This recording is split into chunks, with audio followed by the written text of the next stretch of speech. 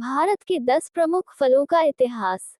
आम। भारत में आम की खेती हजारों वर्षों से होती रही है। इसे भारत का फलों का राजा कहा जाता है। मुगल काल में आम की अनेक किस्मों को बढ़ावा मिला। केला। केला भारत के प्राचीन फलों में से एक है। भारतीय कृषि और धार्मिक परंपराओं में इसका विशेष स्थान रहा है।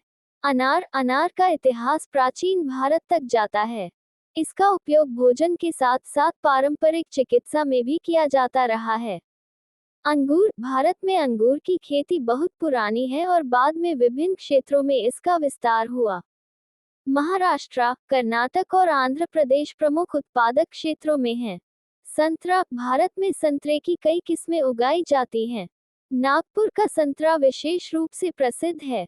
अमरूद। अमरूद भारत का मूल फल नहीं माना जाता। इसे अमेरिका के उष्णकटिबंधीय क्षेत्रों से भारत में लाया गया। आज ये देश के प्रमुख फलों में शामिल है। पपीता। पपीता भी अमेरिका के उष्णकटिबंधीय क्षेत्रों से भारत पहुंचा।